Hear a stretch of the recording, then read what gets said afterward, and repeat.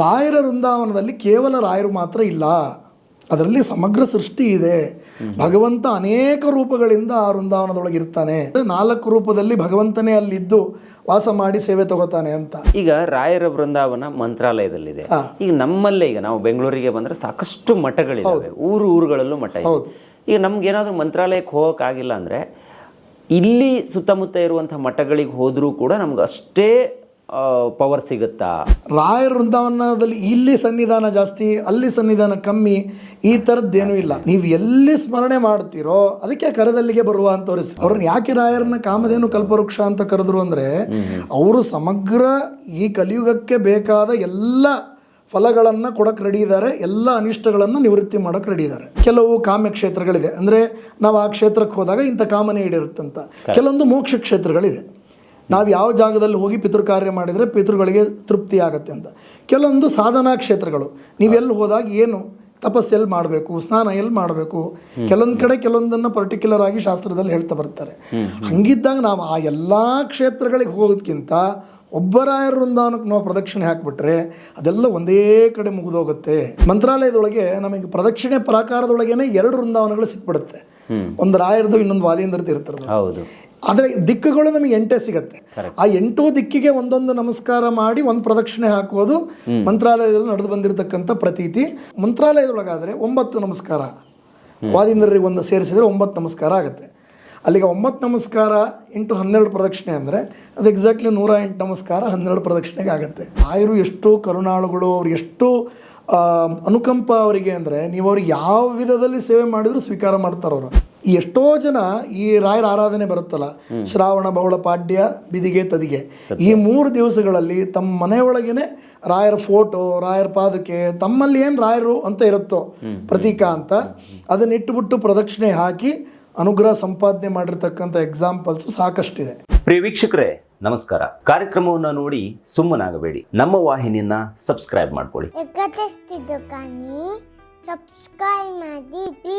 Hi hello ನಮಸ್ಕಾರ ವೀಕ್ಷಕರೇ, ನಾನು ಸಂದೀಪ್ ಶೆಟ್ಟಿ, ಹೆಗ್ಗದ್ದೆ. ಇದು ಹೆಗ್ಗದ್ದೆ ಸ್ಟುಡಿಯೋ. ವೀಕ್ಷಕರೇ, ಹೆಗ್ಗದ್ದೆ ಸ್ಟುಡಿಯೋದಲ್ಲಿ ರಾಘವೇಂದ್ರ ಸ್ವಾಮಿಗಳ ಅನೇಕ ಎಪಿಸೋಡ್ಗಳನ್ನು, ಅವರ ಬಗೆಗಿನ ಜೀವನ ಚರಿತ್ರೆಯ ಅನೇಕ ಮಜಲುಗಳನ್ನು ನಿಮಗೆ ತೋರಿಸೋ ಪ್ರಯತ್ನವನ್ನು ನಾವು ಮಾಡ್ತಾ ಇದ್ವಿ. ಇತ್ತೀಚೆಗೆ ವಿಶೇಷವಾಗಿ ಪಾಡ್ಕಾಸ್ಟ್ ಕಾರ್ಯಕ್ರಮವನ್ನು ಕೂಡ ನಾವು ಪ್ರಸಾರ ಮಾಡಿದ್ವಿ. ಅದರಲ್ಲಿ ರಾಘವೇಂದ್ರ ಎಸ್ ಕುಲಕರ್ಣಿಯವರು ರಾಯರ ಬಗೆಗಿನ ಅತ್ಯಂತ ಮಹತ್ವಪೂರ್ಣವಾದ ಕೆಲವೊಂದು ವಿಚಾರಗಳನ್ನು ನಮ್ಮ ಜೊತೆ ಹಂಚಿಕೊಂಡಿದ್ರು. ಆ ಕಾರ್ಯಕ್ರಮ ಅಲ್ಲಿಗೆ ಸ್ಟಾಪ್ ಆಗಬಾರ್ದು, ಮತ್ತೆ ಕಂಟಿನ್ಯೂ ಆಗಬೇಕು ಅಂತ ಹೇಳಿ ಮತ್ತೆ ಈ ಕಾರ್ಯಕ್ರಮವನ್ನು ಆರಂಭಿಸ್ತಾ ಇದ್ದೀನಿ. ನನ್ನ ಜೊತೆಗೆ ಇವತ್ತು ರಾಘವೇಂದ್ರ ಎಸ್ ಕುಲಕರ್ಣಿ ಅವರಿದ್ದಾರೆ. ಬನ್ನಿ, ನಿಮ್ಮೆಲ್ಲರ ಪರವಾಗಿ ಅವರನ್ನ ಇವತ್ತಿನ ಕಾರ್ಯಕ್ರಮಕ್ಕೆ ಆತ್ಮೀಯವಾದ ಸ್ವಾಗತವನ್ನು ಕೋರ್ತಾ ಇದ್ದೀನಿ. ಗುರುಗಳೇ, ಕಾರ್ಯಕ್ರಮಕ್ಕೆ ಸ್ವಾಗತ. ನಮಸ್ಕಾರ. ಜ್ಯೋತಿಷ್ಯ ವಿದ್ವಾನಾಗಿ ಅನೇಕ ಬಗೆಯಲ್ಲಿ ನನಗೆ ನಿಮ್ಮ ಹತ್ರ ಮಾತಾಡುವಾಗ ಅನಿಸೋದು, ಅನೇಕ ವೇದವನ್ನು ತುಂಬ ಅರ್ದು ಕುಡಿದಿದ್ದೀರ ನೀವು. ಕೆಲವೊಂದು ಕೇಳಿದ್ರೆ ನೀಟಾಗಿ ಹೇಳ್ತೀರಾ. ಸೊ ಬಹುಶಃ ನಿಮ್ಮ ಜ್ಞಾನವೇ ಇವತ್ತು ನನ್ನ ಕಾರ್ಯಕ್ರಮದಲ್ಲಿ ಇಲ್ಲಿಯವರೆಗೆ ಕರ್ಕೊಬಂತು ಅಂತ ಅನ್ನಿಸುತ್ತೆ. ಜೊತೆಗೆ ಕಳೆದ ಬಾರಿ ನಾವು ರಾಯರ ಬಗೆಗೆ ಅನೇಕ ವಿಚಾರಗಳನ್ನು ನಿಮ್ಮ ಜೊತೆಗೆ ಮಾತಾಡೋ ಪ್ರಯತ್ನವನ್ನು ಮಾಡಿದ್ದೀವಿ. ನೀವು ಕಂಡಿದ್ದು, ಕೇಳಿದ್ದು ಅಥವಾ ನಿಮ್ಮ ಅರಿವಿಗೆ ಬಂದಿರುವಂಥ ಅನೇಕ ವಿಚಾರಗಳನ್ನು ನಮ್ಮ ಜೊತೆ ನೀವು ಹಂಚಿಕೊಂಡ್ರಿ. ಅದ್ರ ಬಗ್ಗೆ ವೀಕ್ಷಕರು ಗೆದ್ದಿದ್ದಾರೆ. ನೀವು ಬಹುಶಃ ವೀಕ್ಷಕರು ನಿಮ್ಮನ್ನು ಮಿಸ್ ಮಾಡ್ಕೊತಿದ್ದಾರೆ ಅಂತ ನಂಗೆ ಅನ್ನಿಸ್ತು. ಕಳೆದ 3 ಎಪಿಸೋಡ್ನಲ್ಲಿ ಕಾರ್ಯಕ್ರಮವನ್ನು ಬಿತ್ತರಿಸಿದ ನಂತರ ಇಲ್ಲ ಮತ್ತೆ ಪ್ರಸಾರ ಮಾಡಿ, ಇವ್ರ ಹತ್ರ ಇನ್ನೂ ಒಂದಿಷ್ಟು ವಿಚಾರಗಳನ್ನು ಹೆಕ್ಕಿ ತೆಗೆದು ನಮ್ಗೆ ಕೊಡಿ ಅಂತ ಸುಮಾರು ಜನ ಹೇಳಿದ್ದಾರೆ. ಹಾಗಾಗಿ ಈ ಕಾರ್ಯಕ್ರಮವನ್ನು ಮುಂದುವರಿಸ್ತಾ ಇದ್ದೀವಿ. ನಾವು ಕಳೆದ ಬಾರಿ ರಾಯರ ವೃಂದಾವನ ಮೂರ್ತಿಯನ್ನು ಮನೆಯಲ್ಲಿರಿಸ್ಕೊಳ್ಳೋದಿರ್ಬೋದು ಅಥವಾ ಮಂತ್ರಾಕ್ಷತೆಯ ಮಹತ್ವ ಇರ್ಬೋದು, ಇದೆಲ್ಲದ್ರ ಬಗ್ಗೆ ಮಾತಾಡಿದ್ವಿ. ರಾಯರ ಪವಾಡದ ಬಗ್ಗೆಯೂ ಕೂಡ ಒಂದಿಷ್ಟು ಮಾತುಕತೆ ಅಲ್ಲಿ ನಡೀತು. ಆದರೆ ಇವತ್ತಿನ ಎಪಿಸೋಡ್ ತುಂಬ ಭಿನ್ನವಾಗಿರುತ್ತೆ. ಒಂದು ಸ್ವಲ್ಪ ಬೇರೆ ವಿಚಾರಗಳ ಬಗ್ಗೆನೂ ನಮ್ಮ ಜನತೆಗೆ ಮಾಹಿತಿಯನ್ನು ಕೊಡೋಣ ಅಂತ ನಾನು ಅಂದ್ಕೊಂಡಿದ್ದೀನಿ. ಎಲ್ಲೋ ಒಂದು ಕಡೆ ನಾವೆಲ್ಲ ಮಂತ್ರಾಲಯಕ್ಕೆ ಹೋದಾಗ ಹೇಗಂದ್ರೆ ಹಾಗೆ ನಮಸ್ಕಾರಗಳನ್ನು ಹಾಕ್ತಾ ಇರ್ತೀವಿ. ಆದರೆ ಆ ನಮಸ್ಕಾರಗಳು ಹೇಗಂದ್ರೆ ಹಾಗೆ ಇರಬಾರ್ದು ಅಂತ ನಾ ಹಿಂದೆ ಒಬ್ಬರನ್ನ ಸಂದರ್ಶನ ಮಾಡಿದಾಗ ಅವ್ರು ಹೇಳಿದರು, ಹೀಗೇ ಇರಬೇಕು, ಈ ಥರ ಇದ್ರೇ ಕರೆಕ್ಟಾಗಿರುತ್ತೆ. ಈಗ ನಿಮ್ಮ ಹತ್ರ ನಾನು ಕೇಳೋದು, ರಾಯರಿಗೆ ಪ್ರದಕ್ಷಿಣೆ ಹಾಕುವಾಗ ಅಥವಾ ನಮಸ್ಕಾರವನ್ನು ಹಾಕುವಾಗ ನಾವು ಹೇಗೆ ಹಾಕಿದ್ರೆ ಕರೆಕ್ಟಾಗಿರುತ್ತೆ, ಹೇಗೆ ಹಾಕಬೇಕು ಅನ್ನೋದ್ರ ಬಗ್ಗೆ ಏನಾದರೂ ಇದೆಯಾ ಅಂತ. ಶ್ರೀ ಗುರುಭ್ಯೋ ನಮಃ. ಹರಿ ಓಂ. ದುರ್ವಾದಿಧ್ವಾಂತರವೇ ವೈಷ್ಣವೇಂದಿವರೆಂದವೇ ಶ್ರೀ ರಾಘವೇಂದ್ರ ಗುರವೇ ನಮೋ ಅತ್ಯಂತ ದಯಾಲವೇ. ಶ್ರೀ ಗುರುಭ್ಯೋ ನಮಃ. ಸಂದೀಪ್ ಅವರೇ, ಈಗ ನೀವು ಏನು ರಾಯರ ಸೇವಾ ವಿಚಾರನೇ ಇದು. ಯಾಕಂದರೆ ರಾಯರು ಒಲಿಯೋ ಬಗೆಗಳು ಅಂತ ಬಂದಾಗ ಅದರೊಳಗಡೆ ಅತ್ಯಂತ ಸಾಮಾನ್ಯ ಜನಕ್ಕೆ ರಾಯರು ಎಟಕ್ತಕ್ಕಂಥ ಸುಲಭ ಸಾಧನ ಅಂತ ನಾವು ತಗೊಳ್ತಾ ಬಂದಾಗ, ಯಾಕಂದರೆ ನೋಡಿ ಎಲ್ಲರೂ ಪಂಡಿತರಾಗಿರ್ಲಿಕ್ಕೆ ಸಾಧ್ಯ ಇಲ್ಲ. ಕೆಲವೊಂದ್ಸಲ ಪಂಡಿತರಾಗಿದ್ದರೂ ಏನೂ ಹೊಳೆಯೋಲ್ಲ. ಅದು ದೇವರ ಸ್ಫುರಣೆ ಕೊಟ್ಟರೆ ಮಾತ್ರ ಅದು ನಡೀತಕ್ಕಂಥದ್ದು. ಹಂಗಂದು ಮಾತ್ರಕ್ಕೆ ಪಾಂಡಿತ್ಯ ಇದ್ದರೆ ಮಾತ್ರ ಅನುಗ್ರಹ ಆಗತ್ತೆ ಅನ್ನೋದನ್ನು ಸುಳ್ಳು, ಪಾಂಡಿತ್ಯ ಇಲ್ಲದೇನೂ ಅನುಗ್ರಹ ಆಗತ್ತೆ ಅನ್ನೋ ಮಾತು ಸುಳ್ಳು. ಎಲ್ಲನೂ ಬೇಕು ನಮ್ಮಲ್ಲಿ, ನಮ್ಮ ಒಂದು ಆತ್ಮನಿವೇದನೆ. ಅದಕ್ಕೆ ಭಾಗವತದಲ್ಲಿ ಹೇಳುವಾಗ ರಾಯರ ವಿಚಾರವೇ ಹೇಳೋದಾದರೆ, ಪ್ರಹ್ಲಾದರಾಜರಾಗಿದ್ದಾಗ 9 ವಿಧದ ಭಕ್ತಿಗಳನ್ನು ಮಾಡಬೇಕು ದೇವರಲ್ಲಿ, ಆಗ ದೇವರು ಒಲಿತಾನೆ ಅನ್ನೋ ಮಾತು ಬರುತ್ತೆ. ಹಾಗಿದ್ದಾಗ ಈಗ ನಾವು ಆ 9 ವಿಧದ ಭಕ್ತಿಗಳನ್ನು ನವವಿಧ ಭಕ್ತಿ ಮಾಡಬೇಕಾದ್ರೆ ಅದಕ್ಕೆ ಮೊದಲನೇ ಸಾಧನನೇ ದೇಹ. ದೇಹ ಅಂದರೆ ಶರೀರ ಮಾಧ್ಯಮಂ ಖಲು ಧರ್ಮ ಸಾಧನಂ. ಧರ್ಮ ಸಾಧನೆ ಆಗಬೇಕಾದ್ರೆ ಶರೀರ ಅತ್ಯಂತ ಬಹಳ ಇಂಪಾರ್ಟೆಂಟ್ ಆಗಿರ್ತಕ್ಕಂಥ ಮೀಡಿಯಂ. ನಾವು ಏನೇ ಸಾಧಿಸಬೇಕಾದ್ರೂ ದೇಹದ ಮುಖಾಂತರ ಸಾಧಿಸಬೇಕು. ಹಾಗಾಗಿ ನೋಡಿ, ಈ ಅಂಗವೈಕಲ್ಯ ಇತ್ಯಾದಿಗಳಿದ್ದಾಗ ಅಷ್ಟು ದೊಡ್ಡ ಮಟ್ಟದ ಸಾಧನೆ ಆಗ್ಲಿಕ್ಕೆ ಸಾಧ್ಯ ಇಲ್ಲ. ನಾಮಸ್ಮರಣೆ ಇತ್ಯಾದಿಗಳನ್ನು ಅವ್ರು ಮಾಡಬಹುದೇ ಹೊರತು ದೇಹದಿಂದ ಆಗ್ತಕ್ಕಂಥ ಎಲ್ಲ ಕೆಲಸಗಳನ್ನು ಪಾಪ ಅವರಿಗೆ ಮಾಡ್ಲಿಕ್ಕೆ ಆಗ್ತಿರಲ್ಲ. ಆದರೆ ಯಾರಿಗೆ ಸದೃಢವಾದ ಆರೋಗ್ಯ ಇರುತ್ತೆ ಅವರು ತಮ್ಮ ದೇಹವನ್ನೇ ಸಂಪೂರ್ಣವಾಗಿ ಉಪಯೋಗಿಸ್ಕೊಂಡು ಎಲ್ಲ ರೀತಿಯ ಸತ್ಕರ್ಮಗಳಲ್ಲಿ ತೊಡಗಬಹುದು. ಅದನ್ನು ಈಗ ರಾಯರ ವಿಚಾರಕ್ಕೆ ಅಂತ ನಾವು ತಗೊಂಡಾಗ, ಈ ರಾಯರ ನಿಕಟವರ್ತಿ ಶಿಷ್ಯರೇ ಆಗಿರ್ತಕ್ಕಂಥ ಅಪ್ಪಣ್ಣಾಚಾರ್ಯ ಹೇಳುವಾಗ, ಯದ್ ಬೃಂದಾವನ ಸತ್ಪ್ರದಕ್ಷಿಣ ನಮಸ್ಕಾರಾಭಿಷೇಕ ಸ್ತುತಿ, ನೀವು ಬೃಂದಾವನಕ್ಕೆ ನೀವು ಪ್ರದಕ್ಷಿಣೆ ಹಾಕಿ ಅಂತ ಅವ್ರು ಹೇಳ್ತಾರೆ. ಪ್ರದಕ್ಷಿಣೆ ಹೆಂಗೆ? ಸತ್ ಪ್ರದಕ್ಷಿಣ ಅಂತ ಕರೀತಾರೆ ಅವರು. ಸತ್ ಅನ್ನೋ ಶಬ್ದಕ್ಕೇನು? ಅತ್ಯಂತ ಶುದ್ಧವಾಗಿ ಪ್ರದಕ್ಷಿಣೆ ಹಾಕಿ. ಈ ಶುದ್ಧಿ ಅನ್ನೋ ವಿಚಾರಕ್ಕೆ ಮತ್ತೆ 2 ಭಾಗ ಬರುತ್ತೆ. ಒಂದು ದೇಹದ ಶುದ್ಧಿ, ಇನ್ನೊಂದು ಮಾನಸಿಕ ಶುದ್ಧಿ. ದೇಹ ಶುದ್ಧಿ ಅಂದರೆ ತುಂಗಭದ್ರಾ ನದಿ ಇತ್ಯಾದಿಗಳ ಸ್ನಾನ, ಅಥವಾ ಬೇರೆ ಕಡೆ ಮಠದಲ್ಲಿ ಆಗುವಾಗ ಶುಚಿರ್ಭೂತರಾಗಿ ಸ್ನಾನ, ಎಲ್ಲ ನಮ್ಮ ಶೌಚಾದಿ ಇತ್ಯಾದಿಗಳನ್ನು ಮುಗಿಸ್ಕೊಂಡು ಸ್ನಾನ ಮಾಡಿ ಒಗೆದಂಥ ಬಟ್ಟೆಯನ್ನು ಹಾಕಿ ರಾಯರನ್ನು ಸ್ಮರಣೆ ಮಾಡ್ತಾ, ಅದು ಸ್ನಾನ ಇತ್ಯಾದಿ ವಸ್ತ್ರಗಳ ಧಾರಣೆಯಿಂದ ದೇಹ ಶುದ್ಧಿ ಆಗುತ್ತೆ, ರಾಯರ ಸ್ಮರಣೆಯಿಂದ ಮನಃಶುದ್ಧಿ ಆಗುತ್ತೆ. ಹಾಗಾಗಿ ಈ ತನು ಮತ್ತು ಮನದ 2 ಶುದ್ಧಿಯನ್ನು ಕಾಂಬೋ ಮಾಡಿಕೊಂಡು ಅದೆರಡನ್ನೂ ತಗೊಂಡು ನಾವು ರಾಯರಲ್ಲಿ ಬಂದು ಪ್ರದಕ್ಷಿಣೆ ಹಾಕಬೇಕು ಅನ್ನೋದನ್ನು ಸತ್ಪ್ರದಕ್ಷಿಣ ಅನ್ನೋ ಶಬ್ದದಿಂದ ಅಪ್ಪಣ್ಣಾಚಾರ್ಯರು ಹೇಳ್ಕೊಡ್ತಾರೆ. ಈಗ ಈ ಪ್ರದಕ್ಷಿಣೆ ಅನ್ನೋ ವಿಚಾರ ಬಂದಾಗ ರಾಯರಲ್ಲಿ ನಾವು ಪ್ರದಕ್ಷಿಣೆನೇ ಯಾಕೆ ಹಾಕಬೇಕು ಅನ್ನೋದು ಸಾಕಷ್ಟು ಜನಕ್ಕೆ ಬರುತ್ತೆ ಪ್ರಶ್ನೆ.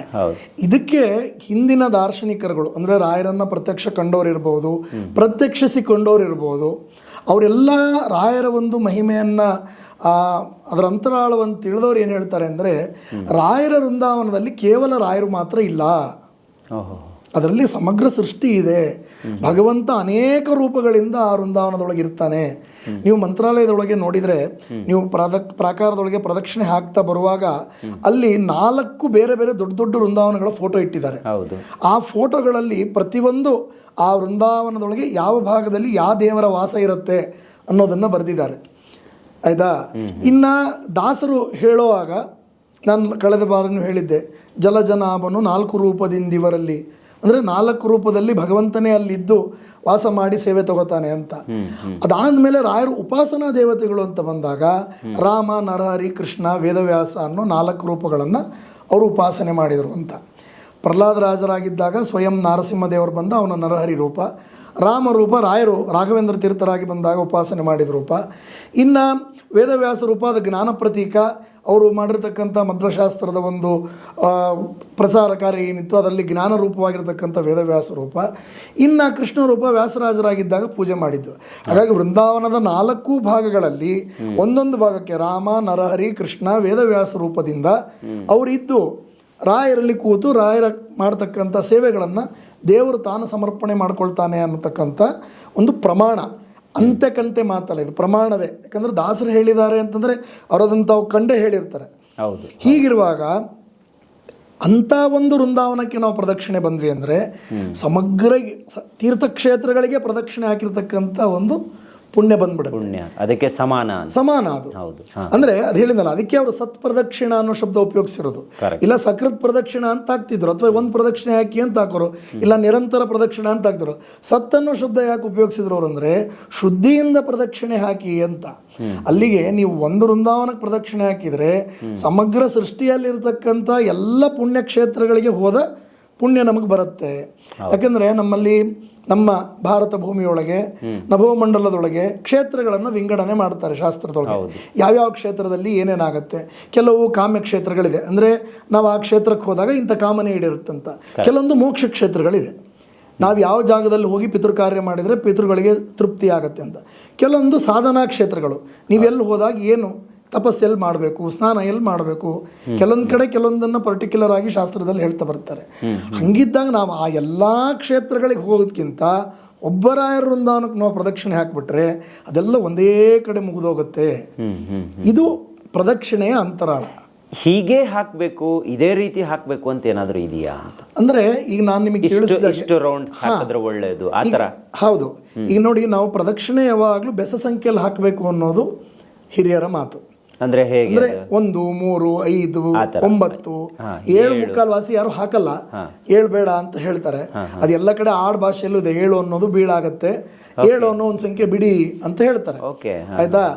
ಹಾಗಾಗಿ ಈ 1, 3, 5, 9, 11, 13, 48 ಹಿಂಗೆಲ್ಲ ಪ್ರದಕ್ಷಿಣೆ ಹಾಕುವಂಥ ನಿಯಮ ಇದೆ. ಆದರೆ ಆ ಪ್ರದಕ್ಷಿಣೆ ನಿಯಮ ಈಗ ನಾನು ಈಗ ಮಂತ್ರಾಲಯದ ವಿಚಾರ ನಾವು ತಗೊಳ್ಳೋದಾದ್ರೆ, ಮಂತ್ರಾಲಯದೊಳಗೆ ನಮಗೆ ಪ್ರದಕ್ಷಿಣೆ ಪ್ರಾಕಾರದೊಳಗೇನೆ 2 ವೃಂದಾವನಗಳು ಸಿಕ್ಬಿಡುತ್ತೆ. ಒಂದು ರಾಯರದು, ಇನ್ನೊಂದು ವಾಲಿಂದ್ರದ್ದು ಇರ್ತಿರೋದು. ಆದರೆ ದಿಕ್ಕುಗಳು ನಮಗೆ 8 ಸಿಗತ್ತೆ. ಆಯ್ತಾ? 8 ದಿಕ್ಕು ಸಿಗತ್ತೆ. ಆ 8 ದಿಕ್ಕಿಗೆ ಒಂದೊಂದು ನಮಸ್ಕಾರ ಮಾಡಿ ಒಂದು ಪ್ರದಕ್ಷಿಣೆ ಹಾಕುವುದು ಮಂತ್ರಾಲಯದಲ್ಲಿ ನಡೆದು ಬಂದಿರತಕ್ಕಂಥ ಪ್ರತೀತಿ. ಮತ್ತು ಎಲ್ಲ ಕಡೆ ದೇವರ ಸೇವೆ ಹಾಗೆ ಮಾಡಬೇಕು ಅಂತ ನಿಯಮ ಇದೆ. ಅಂದ್ರೆ ನಾನು ಆಗ್ಲೇ ನಿಮಗೆ ತಿಳಿಸ್ದಂಗೆ, ರಾಯರು ತಮ್ಮ ವೃಂದಾವನದೊಳಗೆ ತಾವು ಒಬ್ಬರೇ ಇಲ್ಲದೆ ಅವರ ಅಂತರ್ಯಾಮಿಯಾಗಿರ್ತಕ್ಕಂಥ ಪ್ರಾಣದೇವರು ಅಂದರೆ ಆಂಜನೇಯ, ಅವನೊಳಗಿರ್ತಕ್ಕಂಥ ಈ ರಾಮನರಹರಿ ಕೃಷ್ಣ ವೇದವ್ಯಾಸ ದೇವರು ಇರ್ತಾರೆ.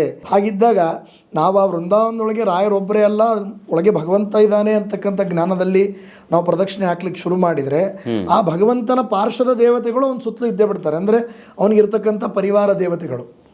ಆಯ್ತಾ? ಹಾಗಿದ್ದಾಗ 8 ದಿಕ್ಕಲ್ಲೂ ನಿಂತ ದೇವತೆಗಳಿಗೂ ನಾವು ಪ್ರದಕ್ಷಿಣೆ ಹಾಕಿದ ಪುಣ್ಯ ಬಂದ್ಬಿಡುತ್ತೆ.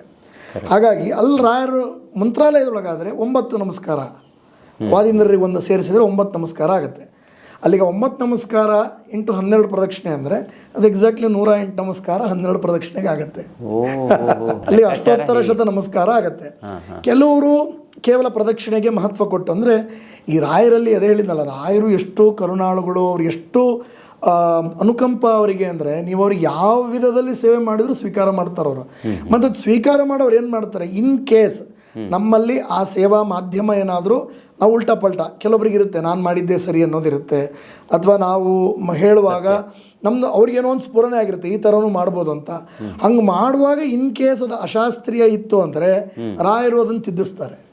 100% ಆ ಥರ ಆಗಿರತಕ್ಕಂಥ ಅನುಭವಗಳು ಭಾಳನೇ ಇರುತ್ತೆ. ಆಯ್ತಾ?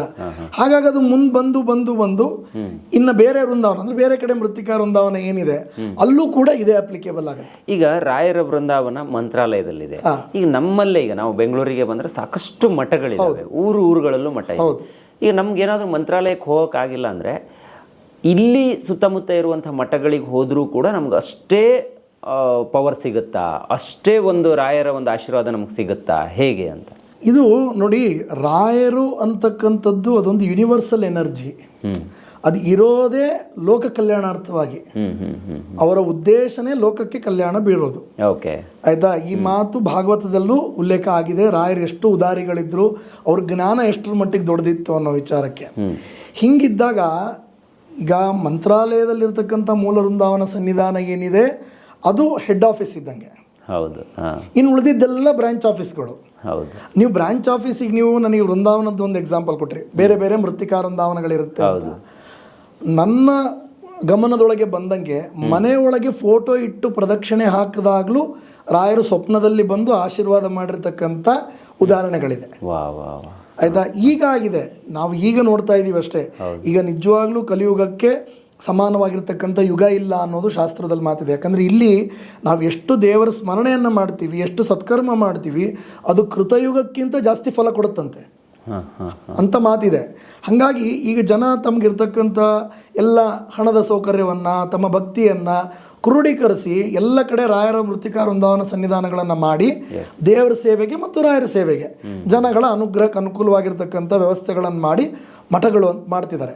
ಇದೇ ಒಂದು 30 ವರ್ಷ ಹಿಂದೆ ಹೋಗಿ ನೀವು ಇದೇ 30 ವರ್ಷ ಹಿಂದೆ ಹೋದಾಗ ಇಷ್ಟು ಸುವ್ಯವಸ್ಥೆ ಎಲ್ಲೂ ಇರಲಿಲ್ಲ.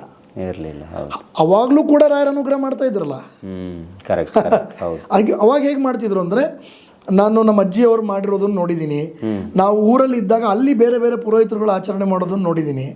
ಅವರು ತಾವು ತಮ್ಮ ಮನೆಯೊಳಗೆ ರಾಯರದೊಂದು ಪ್ರತೀಕ ಇಟ್ಟು ಅದ್ರ ಮುಂದೆ 2 ತುಪ್ಪ ದೀಪ ಹಚ್ಚಿ ಆ ಪ್ರತೀಕಕ್ಕೆ ತಮ್ಮ ದೇವರ ಮನೆಯೊಳಗಿಟ್ಟು ಪ್ರದಕ್ಷಿಣೆ ಹಾಕಿ ನಮಸ್ಕಾರ ಮಾಡಿ, ಎಷ್ಟೋ ಜನ ಈ ರಾಯರ ಆರಾಧನೆ ಬರುತ್ತಲ್ಲ, ಶ್ರಾವಣ ಬೌಳ ಪಾಡ್ಯ ಬಿದಿಗೆ ತದಿಗೆ, ಈ 3 ದಿವಸಗಳಲ್ಲಿ ತಮ್ಮ ಮನೆಯೊಳಗೇನೆ ರಾಯರ ಫೋಟೋ, ರಾಯರ ಪಾದಕ್ಕೆ, ತಮ್ಮಲ್ಲಿ ಏನು ರಾಯರು ಅಂತ ಇರುತ್ತೋ ಪ್ರತೀಕ ಅಂತ ಅದನ್ನ ಇಟ್ಟುಬಿಟ್ಟು ಪ್ರದಕ್ಷಿಣೆ ಹಾಕಿ ಅನುಗ್ರಹ ಸಂಪಾದನೆ ಮಾಡಿರ್ತಕ್ಕಂಥ ಎಕ್ಸಾಂಪಲ್ಸು ಸಾಕಷ್ಟಿದೆ.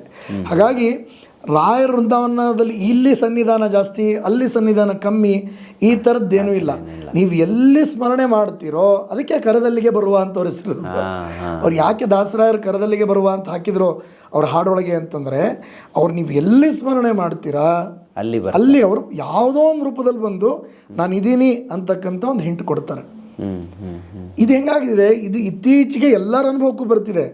ಈಗ ಹೇಳ್ತಾ ಇರೋ ನಾನು, ಕೇಳ್ತಾ ಇರೋ ನೀವಷ್ಟೇ ಅಲ್ಲ, ಈ ನೋಡ್ತಕ್ಕಂಥ ವೀಕ್ಷಕರು ಅವ್ರನ್ನ ಮೀರಿದ ಜನಕ್ಕೂ ಇದು ಅನುಭವದಲ್ಲಿ ಇರುತ್ತೆ. ಏನೋ ಆಲೋಚನೆ ಮಾಡ್ತಾ ಹೋಗ್ತಿರ್ತಾರೆ, ದಾರಿಯಲ್ಲಿ ಒಂದು ಕಾರ್ ಪಾಸ್ ಆಗುತ್ತೆ, ಕಾರ್ ಮೇಲೆ ರಾಯರಿದ್ದಾರೆ ಅಂತ ಬರ್ದಿರ್ತಾರೆ. ಏನೋ ಒಂದು ಆಲೋಚನೆ ಮಾಡ್ತಿರ್ತಾರೆ, ರಾಘವೇಂದ್ರ ಜ್ಯೂಸ್ ಸ್ಟಾಲ್ ಅಂತ ಬಂದು ಕಾಣುತ್ತೆ. ಏನೋ ಆಲೋಚನೆ ಮಾಡ್ತಿರ್ತಾರೆ, ಒಬ್ಬನ ಫೋನ್ ರಿಂಗಲ್ಲಿ ಮಂತ್ರಾಲಯ ವೃಂದಾವನ ಅಂತ ಒಂದು ಹಾಡು ಪ್ಲೇ ಆಗುತ್ತೆ. ಹಿಂಗೆ ಬೇರೆ ಜನಕ್ಕೆ ಅಂದರೆ ಆಕ್ಷೇಪ ಮಾಡೋರೇ ಇರ್ತಾರೆ, ಅವ್ರಿಗೇನೋ ನಾವು ಹೇಳೋಕ್ಕಾಗಲ್ಲ. ಆದರೆ ಎಲ್ಲದನ್ನೂ ಸದ್ವಿಚಾರವಾಗಿ ತಗೊಳ್ಳೋರಿಗೆ ಆ ಒಂದೊಂದು ಸೂಚನೆನೂ ಭರವಸೆ ಆಗುತ್ತೆ. ಓ ರಾಯರ್ ಕಂಡ್ರಪ್ಪ, ನನ್ನ ಕೆಲಸ ಆಗತ್ತೆ, ಅಯ್ಯೋ ನಾನು ಹೆಂಗೋ ಅನ್ಕೊಂಡ್ಬಿಟ್ಟಿದ್ದೆ, ಆ ರಾಯರ ಧ್ವನಿ ಕೇಳಿಸ್ತಲ್ಲ ನನಗೆ ಅನುಕೂಲ ಆಯಿತು.